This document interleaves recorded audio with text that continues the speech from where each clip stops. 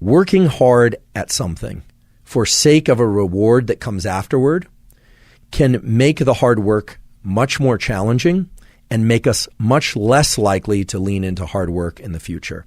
Let me give you a couple examples by way of data and experiments. There's a classic experiment done actually at Stanford many years ago in which children in nursery school and kindergarten drew pictures. And they drew pictures because they like to draw. The researchers took kids that like to draw and they started giving them a reward for drawing. The reward generally was a gold star or something that a young child would find rewarding. Then they stopped giving them the gold star. And what they found is the children had a much lower tendency to draw on their own. No reward. Now, remember, this was an activity that prior to receiving a reward, the children intrinsically enjoyed and selected to do. No one was telling them to draw. What this relates to is so-called intrinsic versus extrinsic reinforcement. When we receive rewards, even if we give ourselves rewards for something, we tend to associate less pleasure with the actual activity itself that evoked the reward. Now, that might seem counterintuitive, but that's just the way that these dopaminergic circuits work. And now understanding these peaks and baselines in dopamine, which I won't review again, this should make sense. If you get a peak in dopamine from a reward, it's going to lower your baseline, and the cognitive interpretation is that you didn't really do the activity because you enjoyed the activity, you did it for the reward. Now, this doesn't mean all rewards of all kinds are bad, but it's also important to understand that dopamine controls our perception of time. When and how much dopamine we experience is the way that we carve up what we call our experience of time. When we engage in an activity, let's say school or hard work of any kind or exercise, because of the reward we are going to give ourselves or receive at the end, the trophy, the sundae, the meal, whatever it happens to be, we actually are extending the time bin over which we are analyzing or perceiving that experience. And because the reward comes at the end, we start to dissociate the neural circuits for dopamine and reward that would have normally been active during the activity. And because it all arrives at the end, over time, we have the experience of less and less pleasure from that particular activity while we're doing it.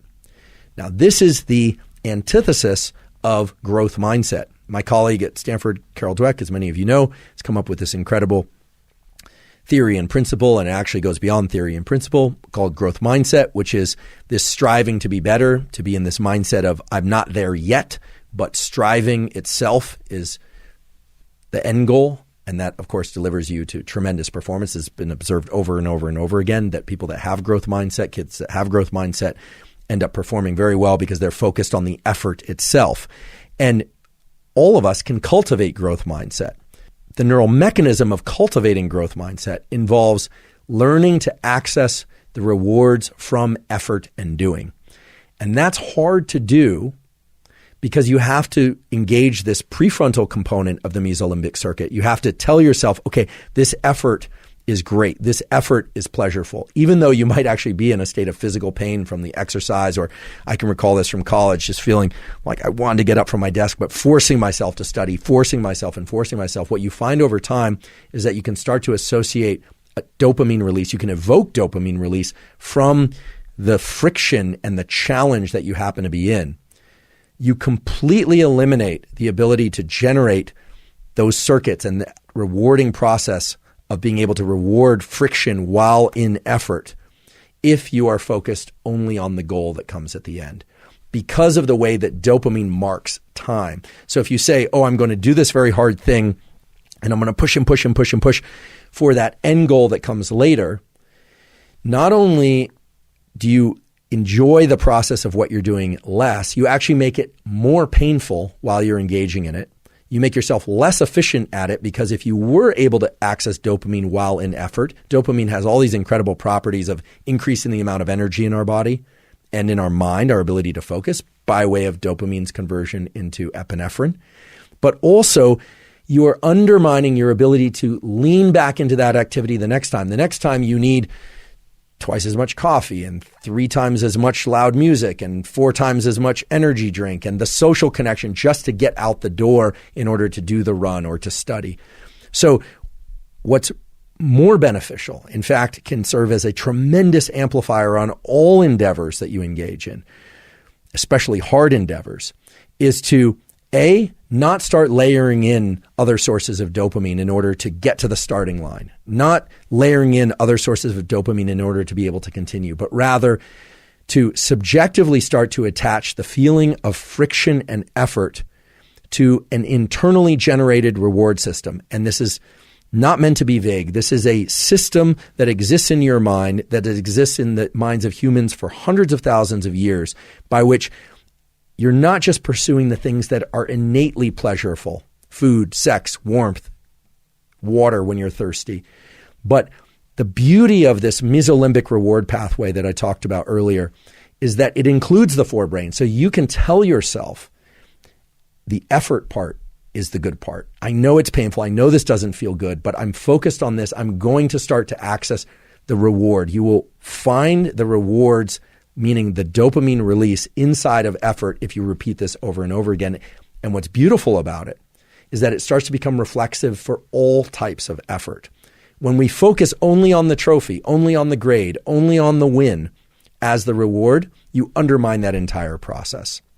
So how do you do this? You do this in those moments of the most intense friction. You tell yourself, this is very painful, and because it's painful, it will evoke an increase in dopamine release later, meaning it will increase my baseline in dopamine. But you also have to tell yourself that in that moment, you are doing it by choice and you're doing it because you love it. And I know that sounds like lying to yourself, and in some ways it is lying to yourself, but it's lying to yourself in the context of a truth, which is that you want it to feel better. You want it to feel even pleasurable. Now, this is very far and away different from thinking about the reward that comes at the end, the hot fudge sundae for after you cross the finish line. And you can replace hot fudge sundae with whatever reward happens to be appealing to you. We revere people who are capable of doing what I'm describing. David Goggins comes to mind as a really good example. Many of you are probably familiar with David Goggins, former Navy SEAL, who essentially has made a post-military career out of explaining and sharing his process of turning the effort into the reward. There are many other examples of this too, of course.